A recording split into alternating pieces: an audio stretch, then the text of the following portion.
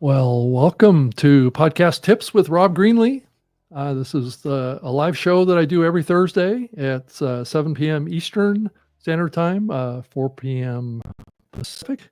This is the 11th episode, though you probably don't care that it's the 11th episode, but this is the second episode of 2024. So I'm excited about moving into the new year. And I figured in episode 2, I'd try something a little bit different this time, and I'll explain that to you in a minute. But stay with me on the show here and go on this journey with me as we kind of explore a deeper interactive experience with this program is what the intent is. Because this week, it's really just you and me. So we're going to be on the show, but I do have a couple of guests that are going to come in, but those guests have been and are a regular kind of participant in the viewing community of this program too. So they're of the community. So when I say this is just me and you, that's exactly what I mean. There's no external guests that are coming into this program. So April Roga is going to jump in, and I'm sure if you've been a regular viewer of this program, you will have seen her name come up in the comments up above.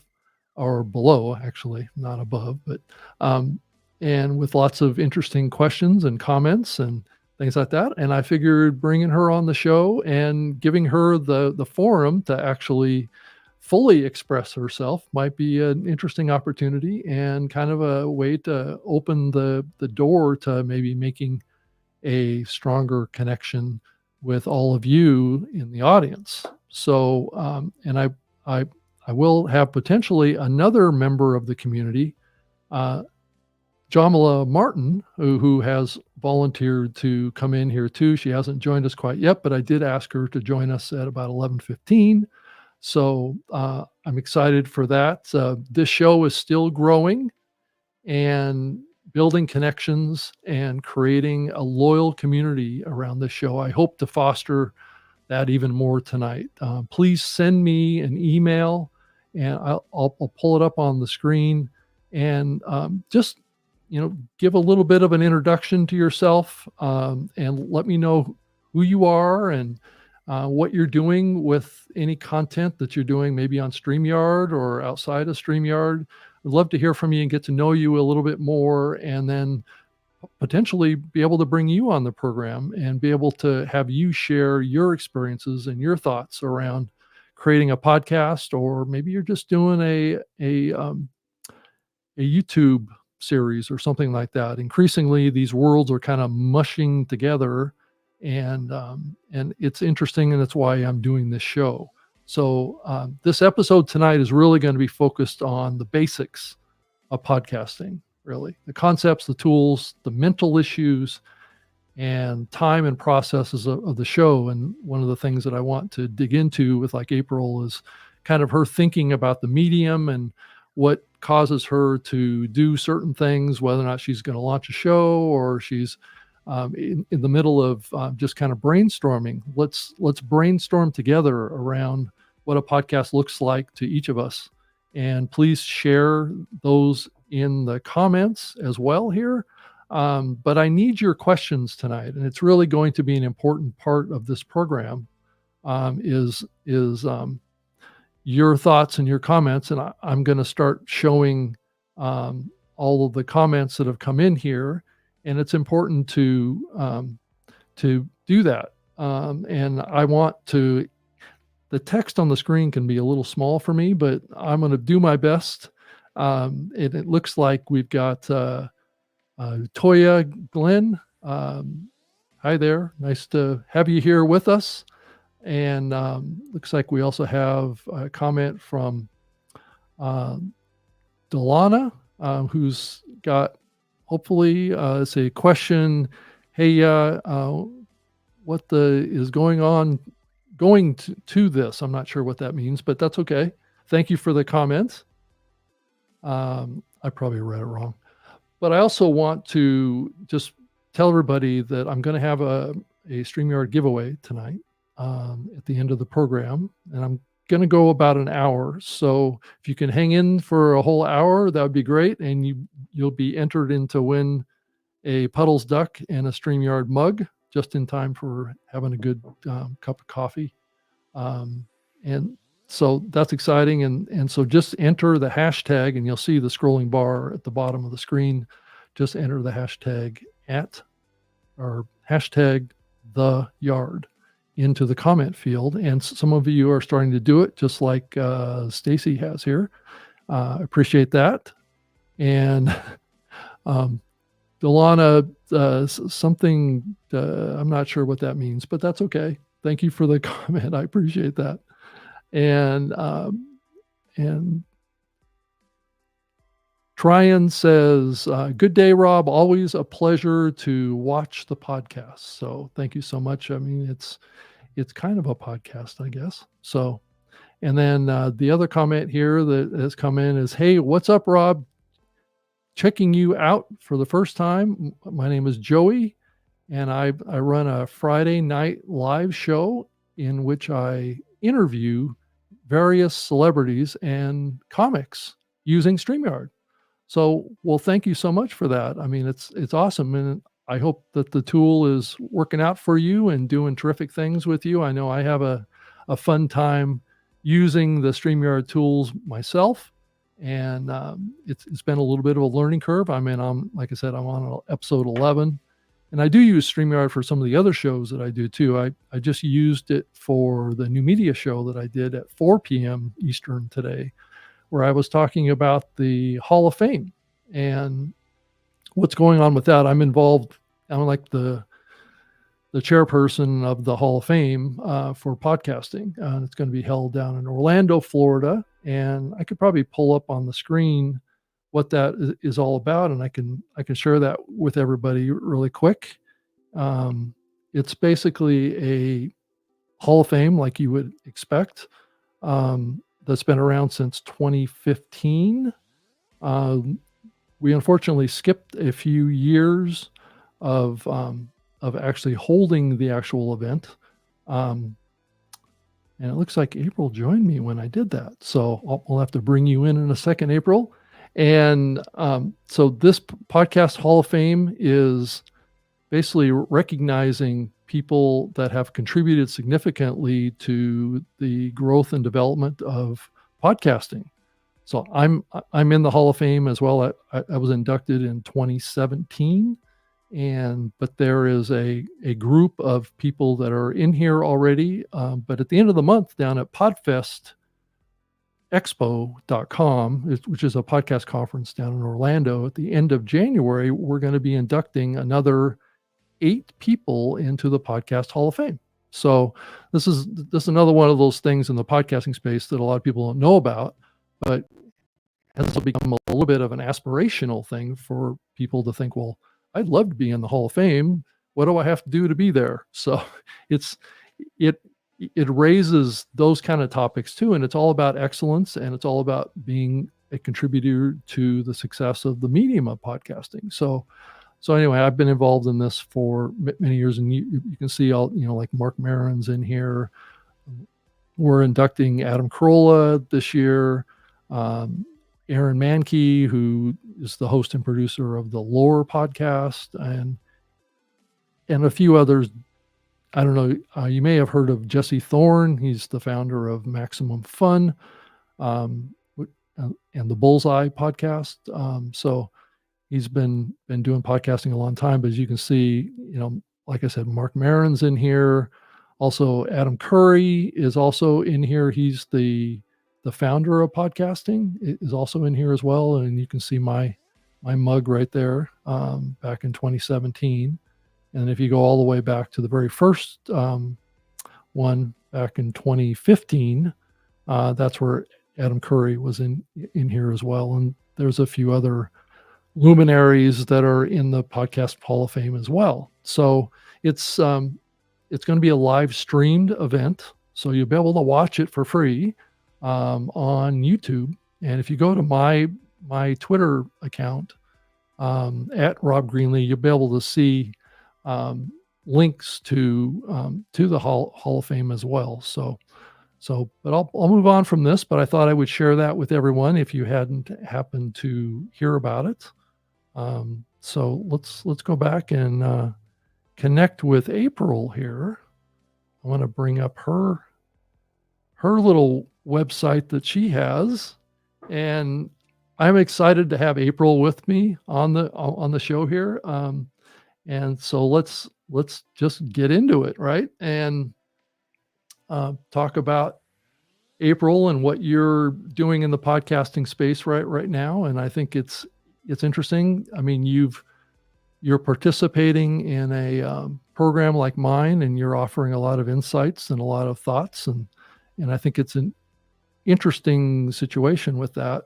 But April Roga, thank you so much for joining me on the show. Oh my goodness. I can't even believe I'm here on this side of the screen this week, because I'm used to being in the comments. So thank you for inviting me. Yeah. And thank you for sharing that cray video that you Well, it's so much energy and what you're doing off your website. I just know that any podcast or video program that you do is just going to ooze with energy and fun and enjoyment. I've seen some of the other videos that you've published online that aren't necessarily podcasts, but they're like YouTube stuff, and you just bring so much enthusiasm to what you do in the online medium. I'm sure whatever you do, you're going to be a big success. Well, thank you. Yep. Yeah, I've been back in the day. The reason that I got excited about live streaming in general and podcasting was because I was an on-air radio personality at my high school FM station way back in the day. And I actually wanted to go to college for journalism to do broadcasting. And my mom said, and you won't be shocked to hear this, my mom said, April, the market for that is way too saturated if you want to become like a radio DJ or a news anchor. And you'd have to be really, really good at it to earn the kind of money that you're going to need to earn. So since she was footing the college bill, Rob, I was like, okay. Yeah, that's a good goal though, right? I mean, you got to achieve a certain amount of success, and strive and all that kind of stuff. It's a constant, if you want to be a content creator, you really have to dig deep, as they say, and challenge yourself and push yourself and see much you can learn as fast as you can learn, and innovate and iterate too. I mean, try different things all the time, as I'm trying to do with this show too. I'm trying to do different things, not try to do the same thing every week, but have a consistent ideology behind the program too, of trying to connect. This is an interactive show. This is different than a normal podcast that I've done in the past. Most of the shows that I've done that are podcasts under the strict definition have been not very interactive. I would say the only time that it wasn't interactive is when I was on the radio and I actually was taking phone calls.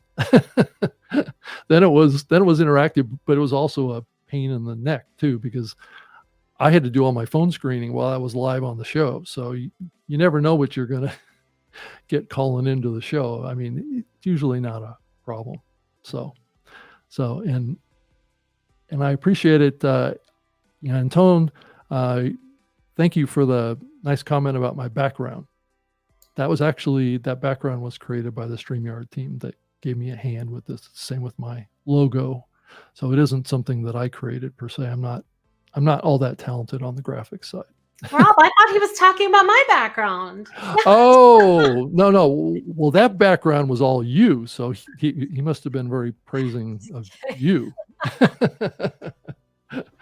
So anyway, I see Stephen has also gotten in here and entered into the giveaway here. Let me make sure that that's working properly here.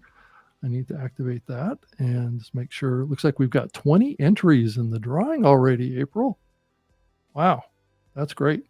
So any other thoughts, April, that you have about what you've seen with this show, and also kind of as you think about your own, let's say at some point you do start your own podcast, what what do you think that you would do?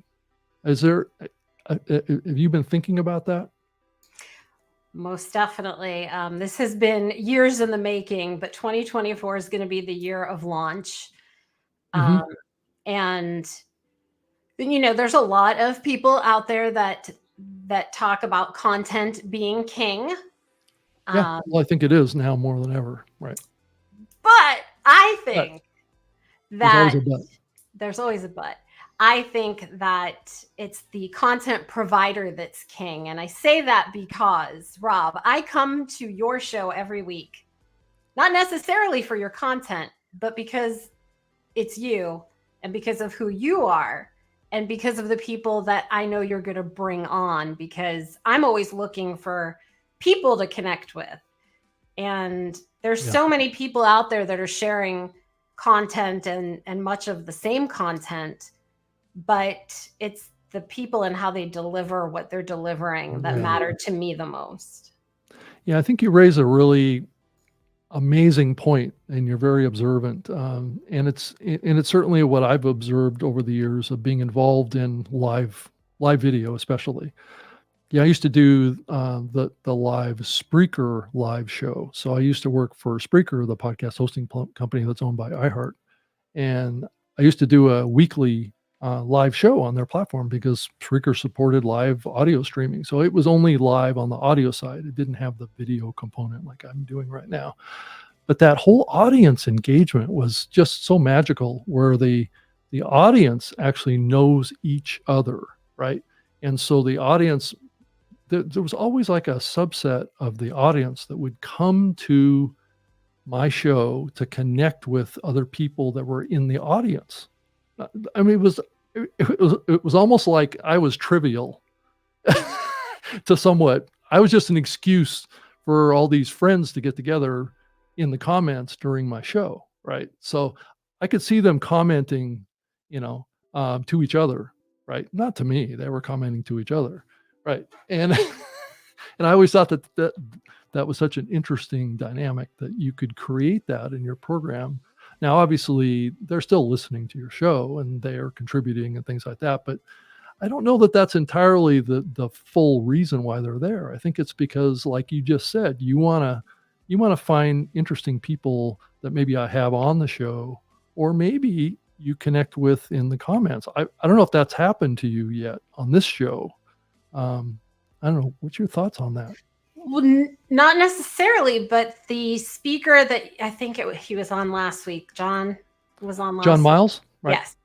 So just, having the ability to get on his radar the way that I think I did in the comments, Yeah.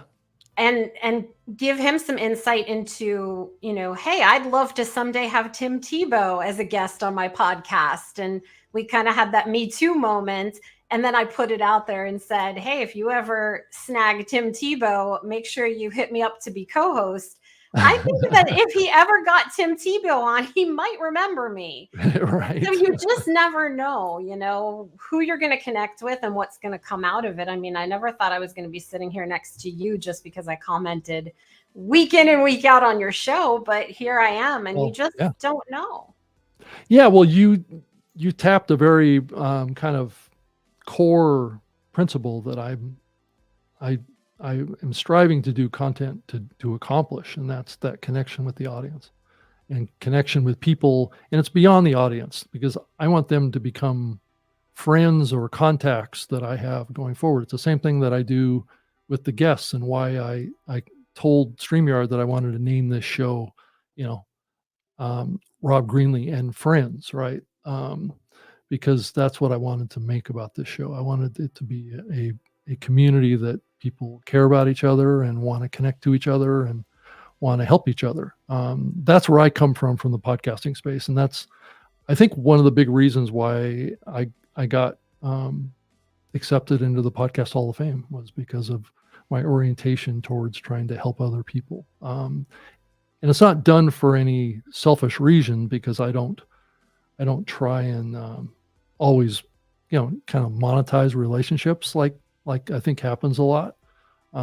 So I think it's important to have that component. I think fundamentally that's what built podcasting, was the connections between individuals that were contributors to building this medium. And that's what I guess the early community of podcasts really appreciated about the efforts. And I think what you're communicating here is wanting to network and connect with other people, and that's so powerful.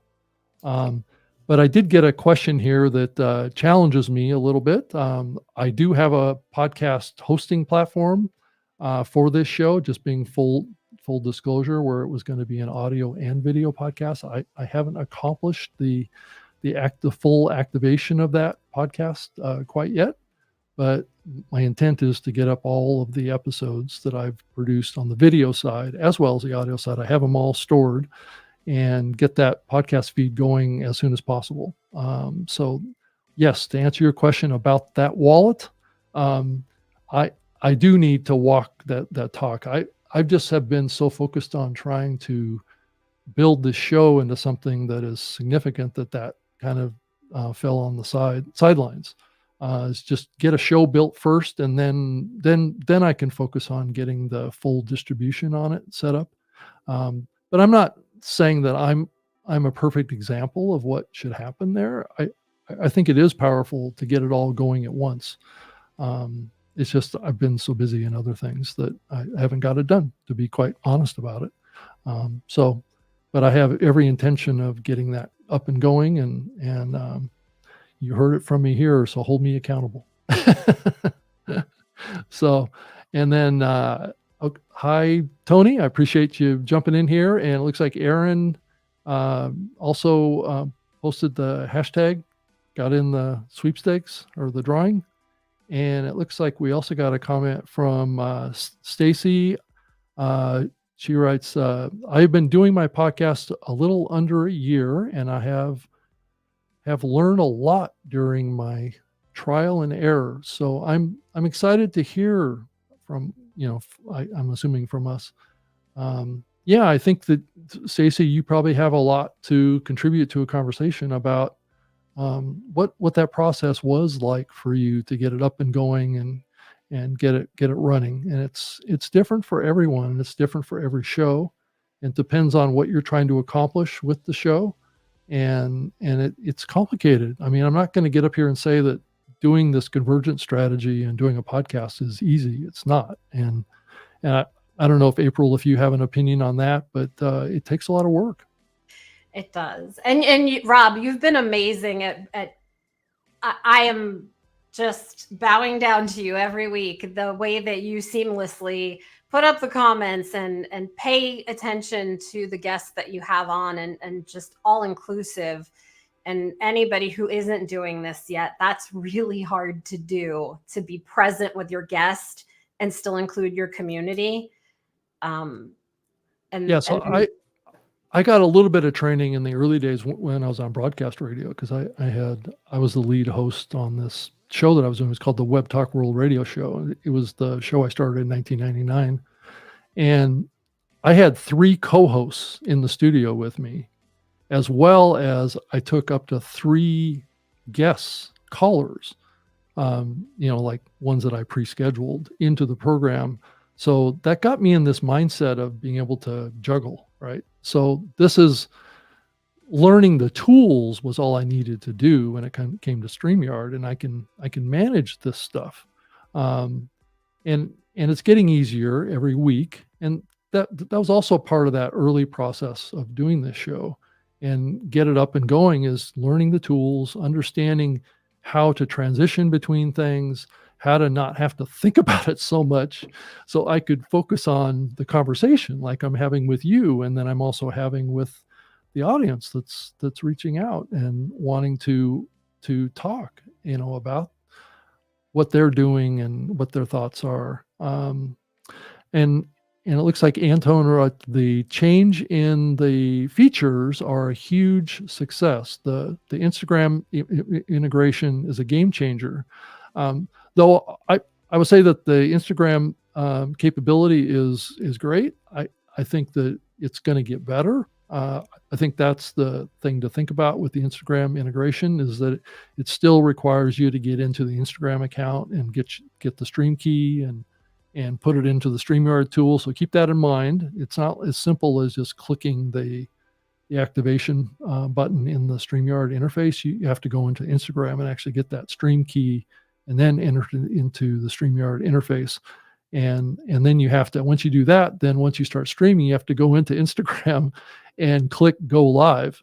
So there's still some manual steps when it comes to the Instagram integration. Obviously, you figured it out because you say it's a game changer. So I think it's great. But just to let everybody know, there's a few more steps that you have to go through to get it active, and that I think that will get better. I think eventually it'll be just like Twitter or something like that, or Facebook, just as easy as that. So have you? Yeah, did you know about that, April, about the Instagram capability? Yeah. Yeah, I only toyed with it one time, but like I feel like there's a lot of people who say just go press the button, and I'm more like, if you're gonna go out there and do something, be intentional about what you're putting out there so that people know why you're putting out what you're putting out. So that's why I haven't gone full throttle on the podcast yet. I want to make sure that my point B with my podcast is in alignment. So right. And it looks like Roy made a comment here. Content is not king. The content provider is king, as a quote from April. And that's an interesting perspective on that. I think a lot of people think content is king, but maybe you're onto something there. Maybe it's all about the creator is what's really most important in that relationship. Just like what we're doing with this show, it's the relationship between me and you, and beyond just April, me and you, everybody that's watching this right now, is the most important relationship in a piece of content. Now, I wouldn't say every type of content maybe has that type of a relationship, but especially this kind of a program certainly does. So very observant, April. Appreciate that. And then looks like we have another entry into the drawing, and it looks like okay, it looks like about the wall. I want to be a guest on my show. I'm assuming, and then which yeah, there's a good chance you can do that. Send me an email, and I will. Let's exchange a little bit of information, and I would be happy to consider you for that. So that offer is open to anyone else in the audience too that wants to connect with me and maybe be a regular participant in this program. It'd be great. So, and then let me share April's website. So I'm assuming this is the correct website address. So if they wanted to see a little bit more about what you're doing, and as you develop what you're doing, that's your own domain, right? Your own domain name. Yes. That's awesome. So what is the concept behind net friending? So why don't you talk about that a little bit? Ultimately, it's going to be a people search engine. That's what we're building, and it's really the whole mission that we're on is to get away from traditional networking, where people go to events and they hand business cards to each other and it's all transactional. We want people to have relationships that are genuine and organic. And that's part of what the podcast is going to be about. It's not going to be just about content. It's going to be about shouting out other people and putting a spotlight on others that are doing amazing things in the world, and finding out how people are connecting, like the backstory. How did Rob and April connect? People might want to know something like that because maybe they want to meet Rob and they want to know how they can get, on the Rob show. So well, I'm not hard to find. I'll just put you that way. I did 3 live shows just today. So it's something that I'm doing. I do probably a total of, I'm doing like 5 shows total in various areas. So it definitely keeps me busy on that front. But Sam wrote an additional kind of contributing detail about the Instagram integration, and it's a good point because this is true as well, which is another complicated layer that probably should be understood too. Is Instagram Stream Key, which I mentioned earlier, is a one-time use and expires after 5 hours. So that's some of these technical issues can kind of get in the way of it being kind of easy to do. So you kind of have to get it set up just prior to your event, and then you have to go back in and activate it. So you can't really set it too far in advance, but you can set it a couple hours in advance, which is helpful. But then after you start the show, you have to go into the Instagram interface in a browser and click go live. So it's not as automatically as I think we would all want. So, and then it looks like we also got a comment from Stacy again. Thanks for posting my comment, but I'm a guy. Oh, sorry. Misunderstanding. I guess I can't see your picture. So sorry about that. I will know better in the future, but certainly if you have a podcast, send me an email and I would be happy to consider having you on the program as a guest, just like April. So just send it to me and I can make up for my faux pas. So, so let's go back to the comments here and see if anybody else has anything interesting to comment here. Okay. So I guess about that wallet asked, how did we connect? Well, we connected as part of the show. It's pretty, I think we just talked about that, but, and let's look at all live show. I just started doing all live shows this year as well. So great. So are you looking at trying to create a podcast of those live shows, or is it just being used just to be available on YouTube and all of the social platforms? So if you want to answer that question, that would be cool. Hey, Rob, I have a question for you. Sure. This is for those who are listening, might be interested in hearing your answer to this. So there's a lot of people who want to start podcasts, but what are your thoughts about like going on the podcast guesting circuit? Which weighs heavier in the success that a person may be looking to achieve? Is it better to start your own and go all in on that, or is it better to go and get on other people's shows? Yeah, I think if it can cost money to do that. I mean, there are companies out there that will help you get booked on programs. So it kind of depends on where you're coming from. If you're coming from trying to do it to benefit an existing business that has, good revenue or whatever, you can actually pay someone to get you booked on programs. You can also do that yourself. But I do think that it is a good approach. I think, especially if you want to do an interview show, I think it really helps to have been a guest on many shows. So you understand what it's like to be on the other foot, right? And to think about what's compelling and what's not compelling. And because I think that there's a lot of responsibility on the part of a guest, typically, depending on what the interview format is. But especially if it's a big celebrity or whatever, they get invited to be on a lot of shows. I mean, I used to be on as many as like 6 different podcasts a week. There was a period of time when I was doing a lot of interviews, and I had to be careful because I didn't want to talk about the same thing on every podcast, right? Because typically people would try and do that because they wouldn't listen to the other interviews that I did. But sometimes they would.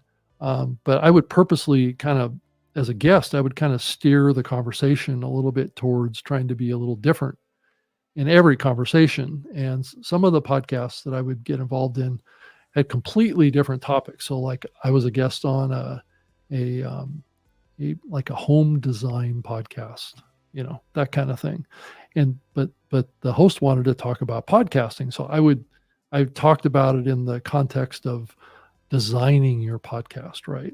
How do you design your podcast to be compatible with your brand? So trying to fashion that interview to be appropriate content for the podcast that you're trying to be a guest on. And also, I tried to do a lot of deep research on the podcast itself. So when I went into the podcast, I knew what the audience was ideally looking for. So I hope that answers that question. So, but it can be expensive if you want to pay somebody to help you do that. So I think back when I did it, the company I was working for that booked me, that was like $5,000 a month or something like that. Got me on like 20 podcasts or something like that per month. Wait, did you say 5,000 a month? Yeah. Wow. So it was expensive to actually do that. But it just depends on what kind of package that you get involved in and what you can afford. I mean, there's certainly no reason why you can't contact hosts directly, and some of them have pathways for that. And it also gets back to your alignment, right? Are you part of their community? Are you recognized by them as an expert in an area that they're covering in their podcast? So you need to think about how you align with their show and what value you can bring to their audience. What expertise do you have? Oftentimes I get approached by, especially like book publicists that want to have me on some podcast about something that I really have no business being on. And I will tell them that. I will just say, sorry, I don't know that you did enough research on me to really match me up with this program. So it's it's having integrity on both sides is really, really key on that.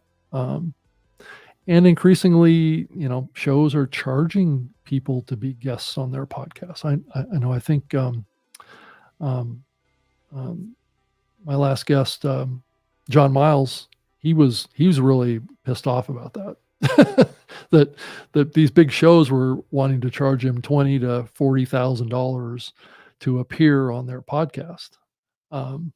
So it's like, okay, that's a whole different, realm of investment. This might be a way of saying it. And he wasn't going to do it. So I didn't charge him to be on my show. So, so he jumped at that. So I feel like it's really easy to get, like, if you're good at relating with people, yeah, you could really get on anybody's show as long as there's alignment there. Yeah. And some shows are broad enough where you can fit, there's plenty of shows like that out there, but I did go through a period of time when I think I was a little overexposed on too many shows. And so I kind of backed off a little bit for a while. But about that wallet, I'll also ask, what was your worst money mistake in podcasting? That's an interesting question. I think probably, I think it happens to most podcasters that have been doing it a long time, is they tend to overinvest in equipment, audio equipment. If you look behind me, you can see, I think a total of, let's say, 1, 2, 3, 4, 5 microphones on my shelf behind, right? Well, and then one right behind my head. So 6 microphones behind me. I think I bought too many different microphones. And then I have this one too. And then I have a lavalier, and I have a shotgun mic, and I have, too many microphones. Spent thousands of dollars on microphones over the years, and it was just too much. But you kind of grow up as the more you do it. You start out with a cheap microphone. I didn't start out with a cheap microphone. I started out with a $600 microphone when I first started. And I had to sound buffer my room and do all this stuff because it was a condenser mic. I didn't know any better. So I bought this really expensive condenser microphone, and then I had to put sound panels up on all over my studio, my home studio, because I couldn't even touch a piece of paper or a pen else this microphone would pick it up.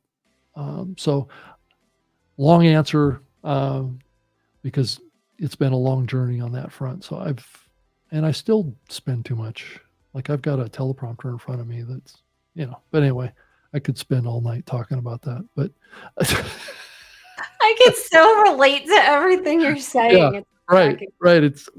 It's just this pursuit of trying to get better. Right. And then Square Table Degenerates. That's an interesting name. I like that. What's the deal with the black box? If it's the only thing that survives the crash, why not build the plane out of black boxes? Okay. Do you understand that? Okay. I think might be a different podcast. It might be a different. Well, maybe this podcast is a black box. I don't know, April. I don't know. There's a hidden message in there somewhere. Clarify your message to us, Square Table Degenerates. Sorry. About that wallet asks a lot of really amazing questions, like how do you retain listeners for more than 5 minutes? That's a good question. Yes, and then Rick Savoya, which I know he's a live wine podcaster. He says multi-streaming can be somewhat tricky, he says, as I've learned that the hard way. So he's been doing a lot of live streaming too. It's doing this kind of stuff can be tricky. And it does take a little bit of patience and not get too ahead of yourself on things. And I also created an outline for the show and I'm not using it. So we're completely, flying loose, wild and loose here. So let's see. Stacy also asked another question. I'm doing both on YouTube and audio podcasts on Buzzsprout podcasts. Now, Buzzsprout's a great podcast host. I know those guys very well, and they built quite a compelling platform. It's actually, I believe, the second largest podcast hosting platform behind Spotify for podcasters that's in the industry, and it hasn't been around that long. Buzzsprout hasn't been around as long as like a Libsyn or whatever, and they're huge. Says, I'm enjoying it. Both platforms have been very helpful. StreamYard and Buzzsprout together. The name of my podcast is called Split 2 Da Beat at split2dabeat.com. So there you go. Thank you, Stacy. That's amazing. So send me that email and we'll get you on the show and we can talk about that stuff and share with me your thoughts on that whole process.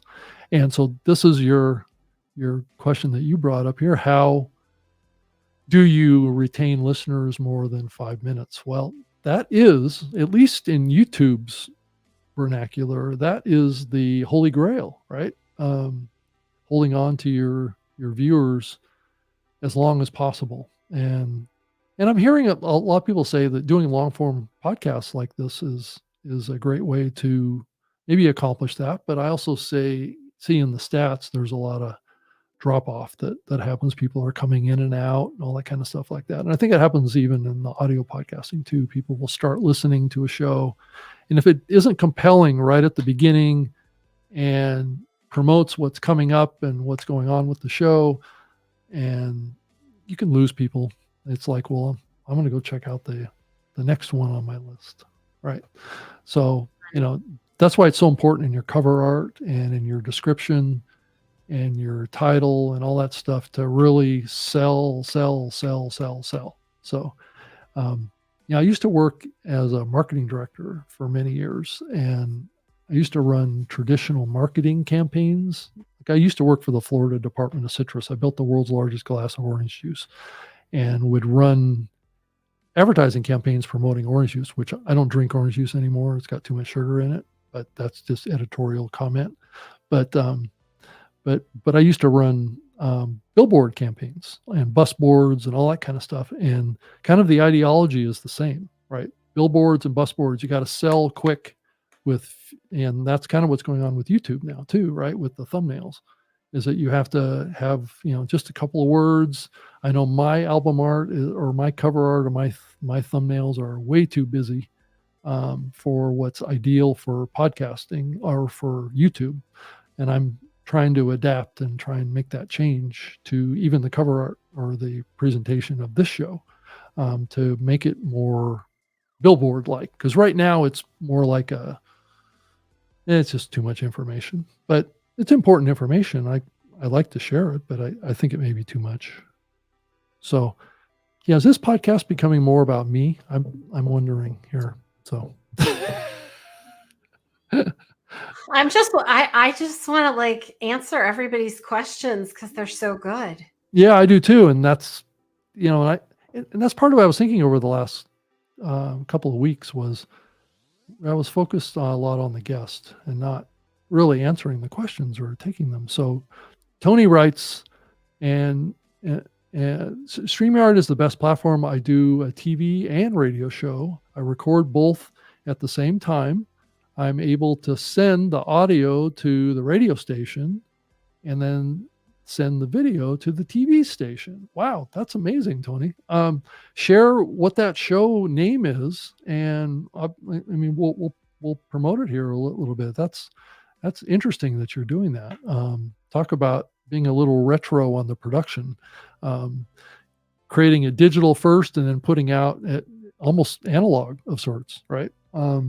Which is an interesting kind of reverse flipperoo on the model that's popular these days. So that's great to hear. I would love to hear more about that. Send me an email. It's like I said before, and I would love to get you on the program to talk about what you're doing there and how that all works. And is it a fit for other people to actually try and do the same thing? So let's hop down and see. Okay, so we got, let's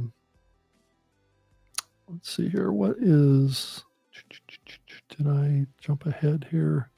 Looks like maybe I missed one here. Let's hop down in here.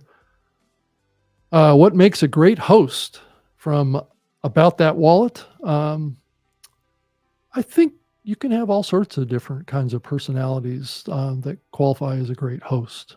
I think there's very serious hosts that are terrific, that are just so smart, so sharp. But then there's other hosts that are entertaining and they're fun and they're engaging and they're full of information too. I think the always the takeaway is as a host, what value do you bring to your audience? I mean, is there something tangible, and is it emotional? Is it something that drives someone to think, to have an emotional reaction? I think that's a lot of reasons why today in media we see a lot of polarization because it drives emotion and it drives audience. So that is a factor that's always been the case in radio and other times. I definitely got the most viewers when I was controversial than when I was, normal. So I don't know what normal is anymore anyway, but thanks for the comment there. And then looks like we also got another entry into the drawing, which is going to happen here soon. So, I'm excited for that. I love to give away ducks and mugs and stuff. So, and then, yes, you have one, don't you? Let's see here. What's this comment? It says, Mutt Nuts Crazy World. Wow, that's a lot of money. Yes, the $5,000 was a lot of money. No question about that. It didn't go on for too long. So, and then it looks like we got a really long comment. Wow, we're getting into the realm. That's another thing that I've also seen. And if you've had this experience too, April, share too. But the further you get into connections with your audience like this, the longer the comments. There's definitely an engagement level that's struck. I used to get emails from my audience many years ago. It'd be like 4 or 5, 6 paragraphs long. And it's like, I was just thinking to myself, I can't read all this on the air. So what I wind up having to do is I'm kind of paraphrasing it, but what I can do now, I can just put it all up there. I don't know if there's a character limit or not. I don't think there is, but so They've Michelle, changed it, Rob. well, it's definitely there. Michelle writes, I've been leveraging StreamYard since 2020 and love the ease. I cover a variety of life topics. I'm a certified life coach. Okay. A friend encouraged me to just jump in and do it live. And yeah, and it definitely has been a learning journey. Yes, going live will definitely challenge you in a lot of ways, but I'm also glad I did. I said I do have guests joining me. I too have not uploaded to a podcast platform, just YouTube. So right now and Facebook. So she also has the same goal as me too, and maybe I'll do an episode just talking about how I get that set up. I've got an account set up with a host called Blueberry, and Blueberry supports audio and video podcasting, which is different than YouTube video, right? It's actually uploading an MP4 file to hosting on an RSS feed. So, and Apple Podcasts still supports video podcasts. So you can still do that today. My new media show I do every Wednesday at 3 p.m. Pacific live is also a video podcast too. So it does that as well. So it's interesting here. So let me look at any other questions. April, any other comments that you have on anything? My thing has always been with podcasts that I don't want to have to go into a bunch of different apps and like subscribe to different shows when I have YouTube and an algorithm and an ability to create a playlist there and be able to have a visual as well. And discoverability, YouTube feeds me, hey, if you like this person, you might also like this person and that person and that person. And right. I don't even have a desire to put a podcast out on like a Spotify or Apple. I'd just rather do it to YouTube. Yeah, I think I think there is two kind of mental positions here. I think there's certainly nothing wrong with just using these live streaming tools and creating content here. There's certainly a bunch of consumption platforms that you can just do that and not get into the audio podcasting side or the video podcasting side. So I think it just gets back to how much time you have, how much you can invest in it, and how much money that you want to put into it, how important audio is to you. Audio is pretty important to me because that's where I came from. So it looks like Mutt Nuts Crazy World writes, what is the best way to do a podcast for a YouTube channel? That is a craft channel where what I am talking about is visual and hands-on content. Well, it sounds like you're creating a video podcast. So stay in that lane. If it's very visual and you just can't give a complete experience on the verbal side, then don't do it and don't even try because you're just going to frustrate your audience. So it depends, like I said, it all depends on the content, depends on what you're trying to accomplish with your show. Some shows lend themselves to audio, like even this show does lend itself to audio pretty well. It's a visual show. There's a lot of visual things going on, but it's really mainly, as long as I read all the comments in here, it gets into the audio. So, but if you're doing visual hands-on content, that's not going to translate well in audio unless you're very descriptive of what's in your hands and what you're doing with your hands and why it's important. And that can be a little detracting from the audio experience to some degree too, and frustrating. So unless Muttnut also wants to use the podcast as a complementary to the YouTube and talk about the people that are in the craft space. Yeah, I think if you create a different derivative of a piece of content, yeah, I agree with you, April. I think that's a good comment on that. But it would require you probably to create a different version of the content, right? So, that's certainly a valid thing to consider. And also about that wallet, also right, what is your favorite AI tool for editing? Right now, I think the AI tool that I use the most right now is a tool called Descript. That has, and increasingly there's other platforms out there too, but I think Descript is probably the most popular right now on the audio editing. You can remove like certain words like ums and ahs and stills and there's like 43 phrases and words that it will automatically remove from your content. Plus, it does allow, actually has a tolerance for gaps in the audio, right? So the default setting is it'll remove anything over 1 second of dead air of sorts. So if you stop talking, and this is something that you have to decide as a content creator yourself, is what's your tolerance for that? Because some, in radio broadcasters have made this art form, right? Is to say something dramatic and then just stop. And then start talking again. Let your audience comprehend what you're saying is an important thing. And that's why inflection, highs and lows, and expressing and not doing it in a way that doesn't come across as authentic. You can't come across as like you're acting somehow. It needs to come across as that you're really enthusiastic about what you're saying and you care about what you're saying.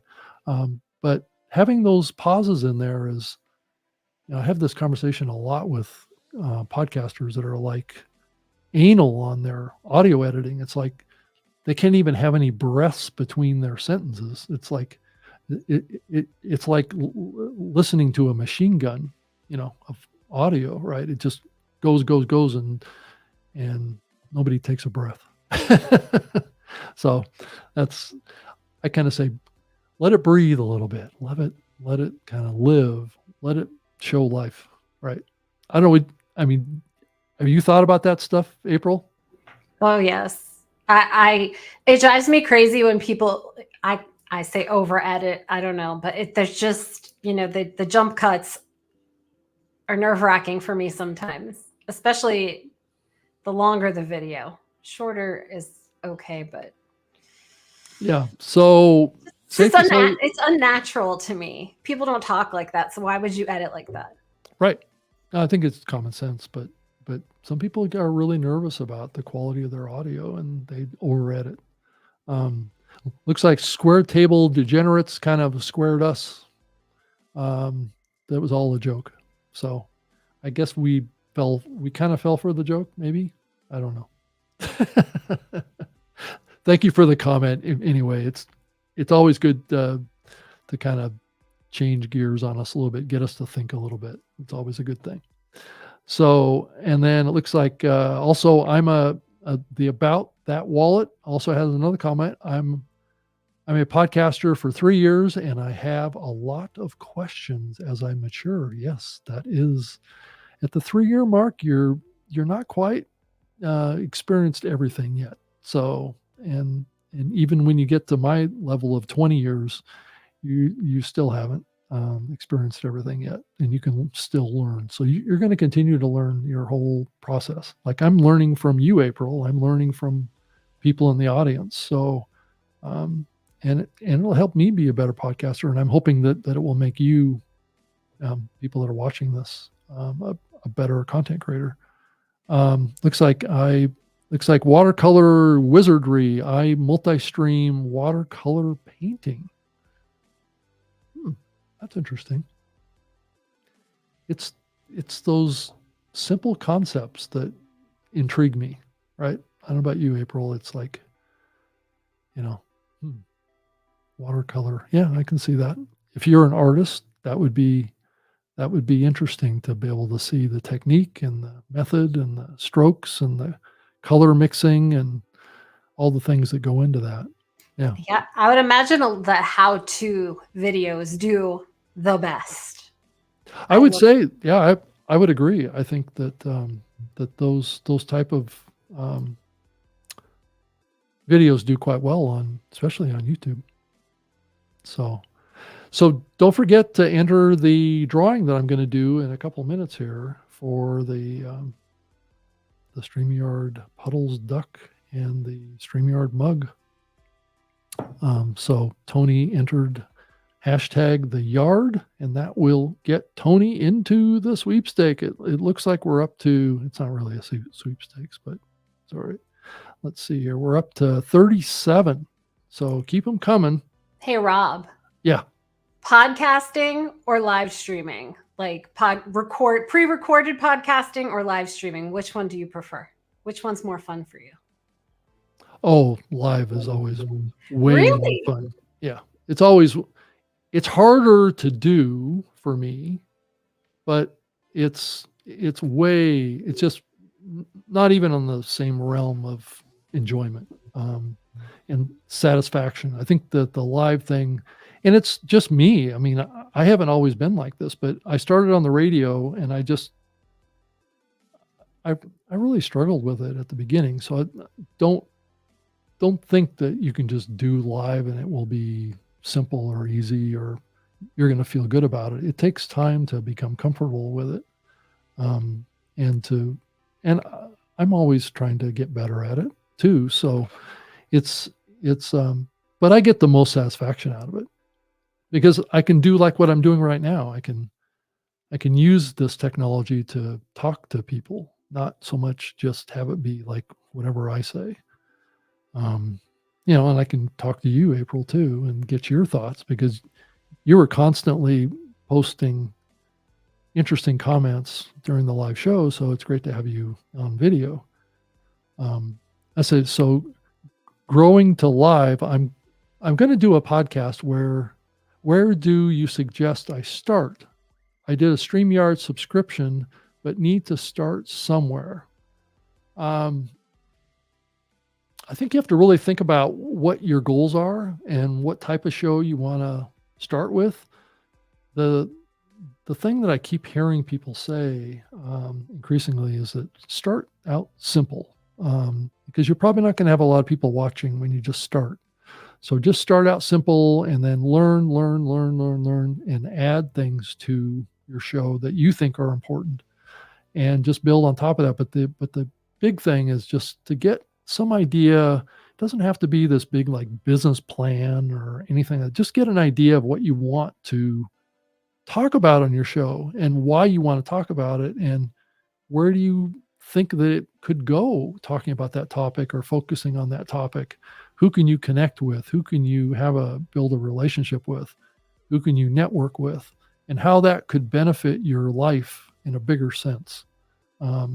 It's not just all about creating content. It's all about connecting with people and it can help your career. It can help your consulting business. It can help your life in ways that you can't even anticipate. I mean, podcasting has changed my life in ways that have been so fundamental. It's hard to even point my finger to it sometimes how significant it is. So that's where I would start, is just starting creating some content and then evolve yourself and keep learning. And you'll figure it out, but just have patience with yourself. After 10 episodes, you're not going to have it all figured out. So it just accept it going in and just keep learning and keep trying and keep improving, and you'll get there. I mean, that's how all those Hall of Famers got there, is they didn't start out with, 1 million people listening to their show. So they built it over subsequent years of effort. So. And be consistent. Yeah, that's all part of it. Right. I know exactly where Rob is every Thursday at 7 p.m. Eastern. So. Well, there will be a Thursday at the end of the month that I won't be here. So it'll be because I'll be down at PodFest in Orlando on that Thursday. So I think it's the 25th, I think. Yeah. I won't be doing a show on the 25th. So looks like Tony writes the 7-figure hustle TV and radio show. Okay, that's your okay. So you're trying to teach people on how to make some income in their lives. So that's great. We all need that nowadays. And then Bunny, I guess we're kind of running out of time, April. What happened to the time? When you're having fun, they say time flies. Right. Looks like Bunny Gaming was that Rail Fan? Did I see that right? Yeah. I'm not sure what that is. Oh, so that's fun. Thank you. Happy early birthday, Muttnut. Muttnut's going to be 46 on the 25th. Ah, okay. That's awesome. I guess early birthday. Congratulations. So Lawn Bowls live stream. Let me pull that up here. Wait a minute. What happened here? Did I have that? Wait a minute. Oh, okay. Yeah, the hashtag that you want to enter is actually hashtag the yard, not StreamYard. So if you want to get in the drawing, retype in the yard, hashtag the yard. So it'll be like this. So, and then it looks like Roy writes here, Maya Angelou says people will never forget what you made them feel. So for me and April, as great hosts, we focus on that part. Okay. Yeah. I think, that's a good takeaway. Thank you so much, Roy, for that. And it looks like we have a few other people in here, and I'm going to get to the drawing here. So looks like Michelle posts. Thanks, Michelle. And then it looks like Michelle writes, that has been my mindset as well. So that's good. And then Dr. Bishaw, thank you for entering the drawing. Wow, they keep coming in here, April. And it says, Dr. Bishara. Sorry, I'm slaughtering it. YouTube is the place to be for me, but I realize that a lot of people consume audio podcasts that are not on YouTube. Yeah, I would say that that's true. Yep. And looks like here, Stephen writes, I receive 10 to 15 pitches a week. Most are generic and start out.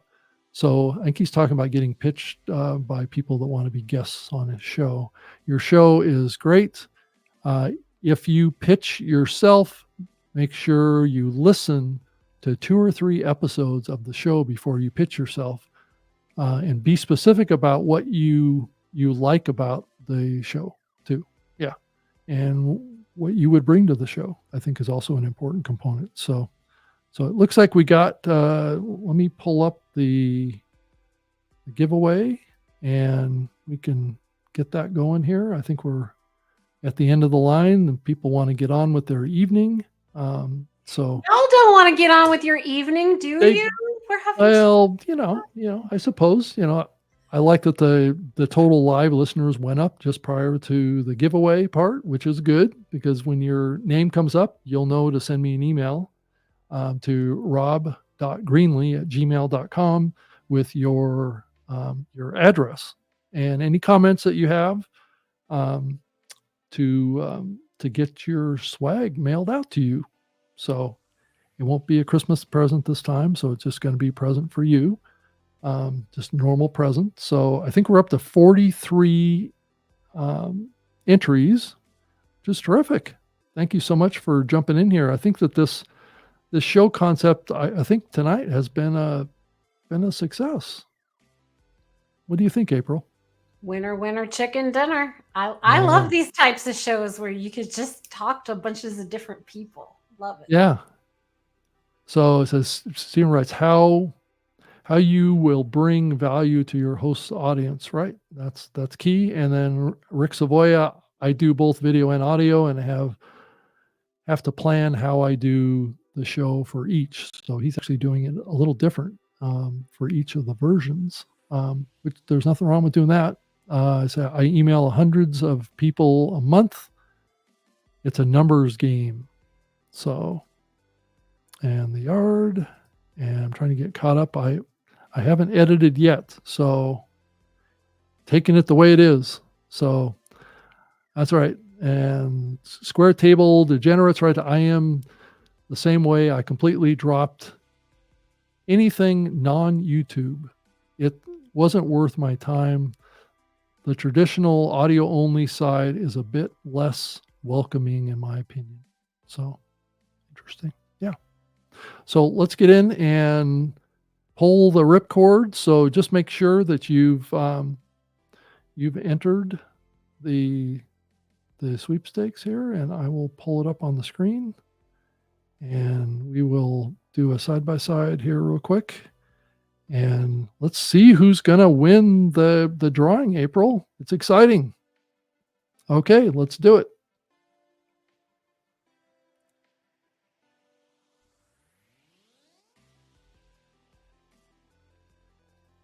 All right. Tony J. Jones, you are the winner of a StreamYard Puddles duck that's going to be hopping around. Just don't let your dog get it. And then and a mug, so you can drink your coffee out of StreamYard. So thank you, everybody, for entering. Keep coming back and listening to the show, and keep entering. And eventually, I'll send out a swag kit to every one of you. That's my goal. So, so Tony, send me an email. Let me put up on the screen here my email address, and send me an email with your mailing address and any other comments that you might have about the show. And if you would have an interest in maybe being a guest on the show at some point, that would be amazing. So thank you so much, Tony. And April, thank you so much for spending your evening with me here doing the show. So definitely an investment. No it was an investment. Right. Yeah, I like those investments. So, but it's not that scary, you all. You should come on and share what you're doing with Rob. And yeah, I think that you were probably a little nervous that I was going to put you on the spot a lot, right? Maybe just a little. Right. It's like, tell me. But it's okay, because I just love talking to people and getting to know people. So. Yeah. So looks like Stacy wrote here that when I started out, I felt I was over editing the audio, and it was beginning to be very taxing. Yes, there is a benefit to doing less editing. That is, you get your life back, right? And you just realize that people like to hear authentic people, like, who they really are, I think is much more authentic. It's okay to do a little bit of editing just for time, or to trim things out that maybe don't add value. But don't edit like any breath. Like if I take a breath, you don't have to edit that out. You can, but you don't have to. And let's see, anybody else with any comments, April, that you're seeing on your side that we should talk about? I could go 2 hours with this show. I thank you so much for everybody out there for getting in and giving me comments, and I've done the absolute best that I can to try and cover as many of it as I can within the time limitation. I think the longest I've gone with this show, April, is like an hour and 20 minutes, I think. So we're getting up there already. That's all. I've done 4-hour streams before, Rob. You got to catch up now. Oh, I do this all day. I'm falling behind. Is that what you're telling me? Yes. I need to extend it out and keep the connections rolling, right? Yeah. So I So feel like as long as the people will stay, then you're serving them, right? Because I hear so many people go, I don't want to keep you. I know you all have things to do, but they're still maybe maybe happy. So maybe they don't have other things to do, right? Is that might what you're not. saying? Yes, they might not. So looks like Square Table Degenerates also writes, it's about entertaining people and simply not wasting their time. So if you wouldn't catch or watch something yourself, don't expect others to, right? So are we gone beyond our value window here, Amy, or or, or April? Sorry. No, I don't know. It depends on if Square Table Degenerates is still here or not. Because I see a Uh, lot of the same people have been with us for the 75 minutes. So they must be getting something out of this. I think they're getting a conversation that they're involved in, I think is what they're getting out of it. I think that the live viewer counts have been pretty high on this show. So it's good. So I'm happy with it. I just appreciate everybody for being here and hope that you will come back and check the show out next week, just prior to I take off for podfestexpo.com. So if you wanted to check that out, if you want to check out it's a pretty big podcasting conference down in Orlando at podfestexpo.com if you wanted to check it out. So April, thank you so much. I'm going to call an end to the show, and I appreciate everybody's comments in here. And thank you so much. And I'll try and get them up, be consistent. Let's see, we had a bunch of entries into the sweepstakes. Looks like we got Ladybug Stacker. All right, thank you for the live stream. Thank you for being here. I appreciate it. Need sound effects button in StreamYard. Well, you can add some sounds to this. So you can add some sounds. So I've been playing sound in the background a little bit on this for the whole show, even though I should have probably turned it off. But April and everybody out there, thank you so much for being with me here. I'm gonna call an audible here and end the show. And so thank you so much, and hope you come back and join me again. Absolutely. So, okay. Thank you so much. Okay. And let me try and, I guess, just end the show. So good night, everybody.